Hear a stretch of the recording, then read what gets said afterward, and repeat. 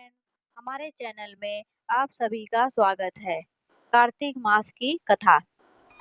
मैं सिमरू माता शारदा बैठे जिहा आए, कार्तिक मास की कथा लिखे कमल हर्षाए। नैमिषारण्य तीर्थ में श्री सूत जी ने 88,000 सनकादि ऋषियों से कहा, अब मैं आपको कार्तिक मास की कथा विस्तार पूर्वक सुनाता हूँ, जिसका श्रवण करने से मनुष्य के सभी पाप नष्ट हो जाते हैं और अंत समय में वैकुंठ धाम की प्राप्ति होती है। सूत जी ने कहा, श्री कृष्ण जी से अनुमति लेकर देवर्षि नारद के चले जाने के पश्चात सत्यभामा प्रसन्न होकर भगवान कृष्ण से बोली, हे प्रभु, मैं धन्य हूँ, मेरा जन्म सफल हुआ है। मुझ जैसे त्रिलोक्य सुंदरी के जन्मदाता भी धन्य है, जो आपकी 16,000 स्त्रियों के बीच में आपकी परम प्यारी पत्नी बनी। मैं आपके साथ नारद जी को वह कल्प वृक्ष आदि पुरुष विधि पूर्वक दान में दिया, परंतु वही कल्प वृक्ष मेरे घर लहराया करता है। यह बात मृत्यु लोक में किसी स्त्री को ज्ञात नहीं है। हे त्रिलोकीनाथ, मैं आपसे कुछ पूछने की इच्छुक हूँ। आप मुझे कृपा कार्तिक महात्मा की कथा विस्तार पूर्वक सुनाइए, जिसको सुनकर मेरा हित हो और जिसके करने से कल्प प्रयत्न भी आप मुझसे विमुख न हो।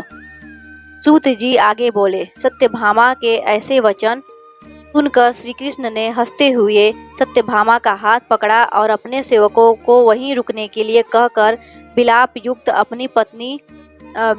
अपनी पत्नी को कल्प वृक्ष के नीचे ले गए। फिर हंसकर बोले, हे प्रिय, 16,000 रानियों में से तुम मुझे प्राणों के समान प्यारी हो। तुम्हारे लिए मैंने इंद्र एवं देवताओं से विरोध किया था। हे कांते, जो बात तुमने मुझसे पूछी है उसे सुनो। एक दिन मैंने श्री कृष्ण तुम्हारी सत्यभामा इच्छा पूर्ति के लिए गरुड़ पर सवार होकर इंद्रलोक जाकर कल्प वृक्ष मांगा। इंद्र द्वारा मना किए जाने पर इंद्र एवं गरुड़ के घोर संग्राम हुआ और गौलोक में भी गरुड़ जी गौ से युद्ध किया। गरुड़ की चोट से उनके कान एवं पूंछ कटकर गिरने लगे, जिससे 3 वस्तुएं उत्पन्न हुए। कान से तंबाकू, पूंछ से गोभी और रक्त से मेहंदी बनी। इस तीनों का प्रयोग करने वालों को मोक्ष नहीं मिलता। तब गौओं ने भी क्रोधित होकर गरुड़ पर वार किया, जिससे उनके 3 पंख टूटकर गिर गए।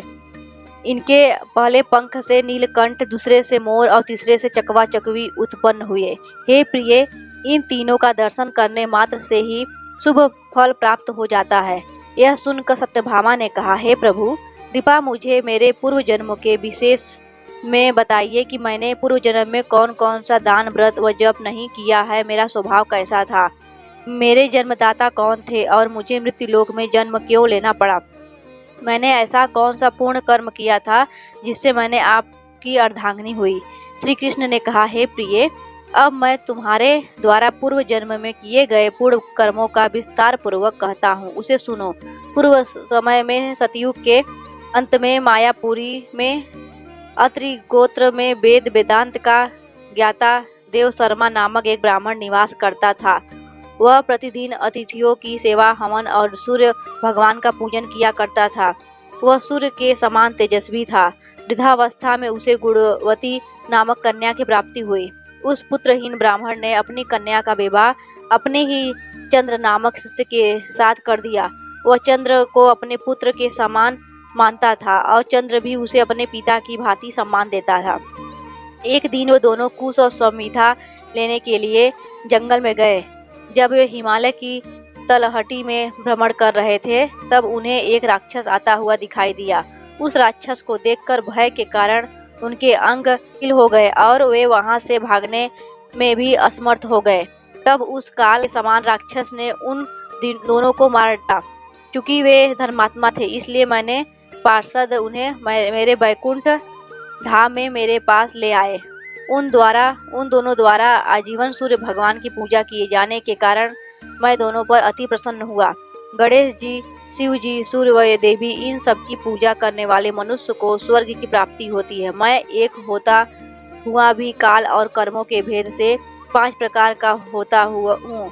जैसे एक देवदत्त, पिता, भ्राता आदि नामों से पुकारा जाता है, जब वे दोनों विमान पर आरूढ़ होकर सूर्य के समान तेजस्वी रूपवान चंदन की माला धारण किए हुए मेरे भवन में आए तो वे दिव्य भोगों को भोगने लगे।